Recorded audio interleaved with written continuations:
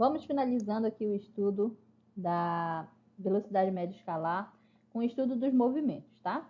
Dependendo do sentido da trajetória, né, esse movimento e a velocidade escalar média pode se chamar de movimento progressivo ou movimento retrógrado. Qual a diferença? Quando o movimento se dá no sentido da trajetória, a velocidade escalar média é positiva, ou seja, a velocidade é maior que zero. Nesse caso também é positiva a variação de espaço, tá? E aí a gente diz que o movimento é progressivo, pois os espaços crescem com o tempo, tá bom? Já quando o movimento se dá no sentido oposto da trajetória, a velocidade escalar média é negativa, pois a variação de espaço também é negativa, tá? Diz-se então que o movimento é retrógrado, uma vez que os espaços decrescem com o tempo. Então, nós temos aqui as duas figuras representando esse movimento, né? Então, observem que aqui nesse primeiro nós temos um automóvel partindo do espaço zero aqui no sentido crescente. Então, aqui nós temos uma velocidade maior que zero e o movimento é progressivo. Nesse aqui, nós já temos um carro, né, um automóvel, vindo de um valor maior aqui, em quilômetros, né? E está vindo para um sentido do zero aqui, ó, tá? Então, a velocidade vai ser menor que zero e o movimento é retrógrado. Finalizamos, então, essa primeira parte de estudos aqui da velocidade escalar média, né? E a classificação de seus movimentos. E nos próximos vídeos a gente vai estar estudando a velocidade instantânea, velocidade escalar instantânea e a aceleração escalar, tá bom? Então a gente se vê aí nos próximos vídeos. Bons estudos para vocês, estudem, levem a sério que vocês vão conseguir aprender, mesmo nesse formato à distância, mas a gente está fazendo o melhor que a gente pode e eu creio que vocês também estão fazendo da parte de vocês, tá bom? Até os próximos vídeos. Fiquem com Deus.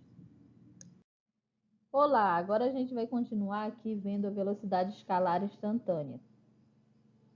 Na apresentação do problema inicial, né, onde uma determinada pessoa saía de uma cidade para outra e tinha uma diferença aí, uma variação de espaço de 240 quilômetros, que dividido por 4 horas dá 60 quilômetros por hora, esse problema não nos permite saber como foi o movimento nos diferentes instantes daquele intervalo de tempo, né? Aquele percurso todo. E nós sabemos que no intervalo de tempo, num determinado percurso, nós podemos ter, dependendo das condições de tráfego, né? E do comportamento do motorista, o automóvel ele pode correr mais em certos instantes e menos em outros instantes, né? Ou manter uma velocidade ali constante em determinado trecho aí, né? Mas devido às situações que envolvem esse trajeto, geralmente vão ter instantes em que você vai estar numa velocidade maior e outros numa velocidade menor. Por exemplo, se você sai para passear de moto, mesmo que você não vá com pressa, né, você não consegue manter uma velocidade constante durante o seu passeio. Por quê? Você não vai seguir numa linha reta, você vai ter que fazer curva. E nós sabemos que para segurança no trânsito, tanto para você quanto para os pedestres, nas curvas a gente tem que reduzir a velocidade, né, para fazer a curva com segurança.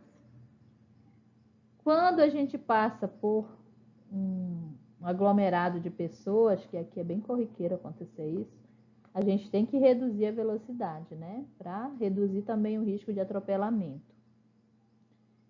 E existem outras situações que a gente tem que reduzir ou acelerar, enfim, depende mesmo da sua situação ali envolvida naquele momento, né? Seja de moto, de carro ou de bicicleta, requer todos esses cuidados.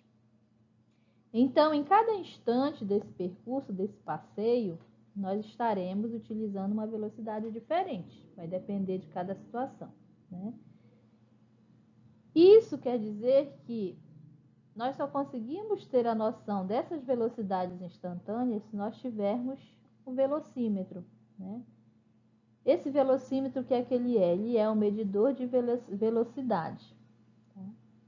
E que certamente indica os valores diferentes em cada instante, tá? Então, na moto a gente tem o velocímetro, né? As bicicletas nós não temos. E nos carros a gente tem também. O valor que é indicado pelo velocímetro em certo instante é o valor absoluto da velocidade escalar instantânea do automóvel naquele instante, tá? Então, essa é a diferença da velocidade escalar instantânea para a velocidade escalar média. A média, ela calcula a média do percurso, né? E a instantânea não, é aquela que é calculada pelo velocímetro, que te dá a velocidade exata naquele instante, tá? Essa velocidade que é denominada velocidade escalar instantânea é a velocidade escalar média para um intervalo de tempo muito pequeno, que é aquele exato momento ali, tá? Então, observa aqui nessa figura que a gente utilizou aqui, né? Claudinha colocou uma figura bem bonita aqui. É indicado pelo velocímetro por exemplo, o valor indicado pelo velocímetro de um carro num instante, num certo instante, representa a velocidade escalar instantânea. Então, observem que às 2 horas, a velocidade, o velocímetro está indicando aí 60 km por hora. Né? Já às 2 horas e 10, deixa eu fechar aqui que não dá para eu ver, ele reduziu essa velocidade para 20 km por hora. Então, observa aí que ele está num determinado percurso, mesmo percurso, com velocidades diferentes e em momentos diferentes, né? Em cada instante é uma velocidade diferente. E isso, o velocímetro, ele vai calculando aí, conforme o percurso, nessa velocidade aí instantânea, tá? Então, essa é a diferença de velocidade escalar média para velocidade escalar instantânea, tá bom? Eu espero que vocês tenham entendido e vamos dar sequência aqui aos nossos estudos.